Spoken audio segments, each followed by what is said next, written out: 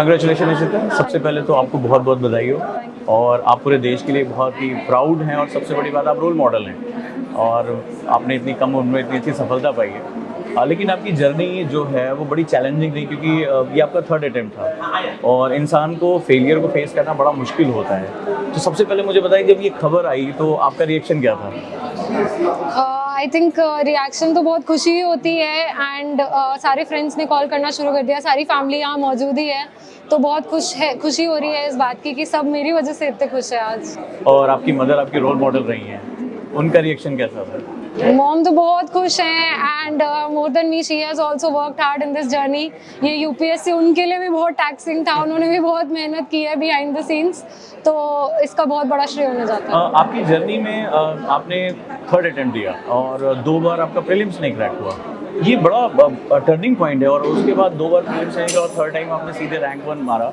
मैं इसलिए क्वेश्चन पूछ रहा हूँ कि बहुत से ऐसे स्टूडेंट हैं जो पढ़ाई के दौरान एक अटेम्प्ट में अगर वो नहीं निकला तो वो टूट जाते हैं, उनको लगता है नहीं मेरे लिए कुछ नहीं है, मुझे छोड़ देना चाहिए, बहुत अधिक 2 तक पहुँचे, गिव अप कर देते हैं। क्या मैसेज रहे उनके लिए आप? आई थिंक आप देखिए, अगर एक और अटेम्प्ट के लिए स्टेमिना है, क्योंकि एग्ज़ाम बहुत लंबा है, 1 साल पढ़ना पड़ता है और 1 साल का तो एग्ज़ाम होता है, तो कम से कम 2 साल का स्टेमिना अगर आप में है और अगर आपने अपनी गलतियां आइडेंटिफाई कर ली हैं जिस पे आप काम कर सकते हैं, मुझे ऐसा लगा था कि I can do this, so and I wanted to do it, तो विलिंगनेस थी, एबिलिटी थी, तो फिर रुकने का तो कोई सवाल नहीं था। I worked hard and I went for my third attempt. जब हम आईएएस के लिए सोचते हैं तो सबसे बड़ा एक मोटिवेटिंग फैक्टर होता है कि मुझे आईएएस क्यों बनना है, आपका फैक्टर क्या था? I think I grew up in an air force family, तो वो जो सेंस ऑफ ड्यूटी होती है, एक सेंस ऑफ सर्विस होता है कि I am serving my country, मेरे लिए वही सबसे बड़ी बात थी बचपन से। तो जब मैं कॉर्पोरेट में काम कर रही थी, मैंने सोचा कि जॉब तो ठीक है पर what is it that I really want to do, तो मुझे लगा पब्लिक सर्विस और सिविल सर्विसेज जैसा प्लेटफॉर्म। तो आपके अंदर वो फीलिंग थी कि नहीं मुझे कुछ चेंज लेकर आना है या अपनी कंट्री के लिए मुझे कोई ड्यूटी परफॉर्म करनी है? यस, बिल्कुल। वंडरफुल। और आपका जो बैकग्राउंड है ग्रेजुएशन का वो इकोनॉमिक्स है और आपका ऑप्शन PSIR है, तो आपने कैसे मैनेज किया उसको? आई थिंक PSIR मुझे बहुत ही दिलचस्प सब्जेक्ट लगा था एंड ग्रेजुएशन में मेरा इलेक्टिव रह चुका था, तो इसीलिए मुझे थोड़ा आइडिया था। फिर मैंने मटेरियल देखा और मुझे लगा this is somewhere I can do well, मेरी राइटिंग स्किल्स मैं यूज़ कर सकती हूँ यहाँ पे और इंटरनेशनल रिलेशंस जैसे कंटेम्प्रेरी सब्जेक्ट को मैं हैंडल कर सकती हूँ, इसलिए मैंने। और आंसर राइटिंग पे कैसे फोकस किया आपने? बहुत फोकस था, क्योंकि जब तक आप लिखेंगे नहीं तब तक वो चेक कैसे होगा। बहुत से बच्चे गलतियाँ करते हैं। बहुत नॉलेज है, जब तक वो पेपर पे ना हो, एग्जामिनर को नहीं पता है, उसके सामने सिर्फ वो कागज़ है, तो लिखने पे मेहनत करिए, बेटर एक्सप्रेस करिए और ज़्यादा से ज़्यादा टॉपिक्स अपने आंसर में कवर करिए। एवरेज कितने घंटे आप पढ़ाई कर लेती थी? 8 घंटे। थकान हो जाती है, बोरियत हो जाती है, उसको कैसे आप मैनेज करते थे? दोस्तों के साथ घूमने चली जाती थी, कभी टीवी देख लेती हूँ मम्मी के साथ, तो स्क्वॉश खेलना भी सीखा है मैंने, तो काफ़ी चीज़ें सीखी हैं। तो और मेरा एक मैसेज आपकी तरफ से जाना चाहिए, वो ये है कि बहुत सी गर्ल्स हैं बहुत जल्दी टूट जाती हैं। आप वर्किंग भी रही हैं, आप इंडिपेंडेंट भी रही हैं और फिर आपने एक बड़ा डिसीजन लिया और आप तैयारी में आ गए।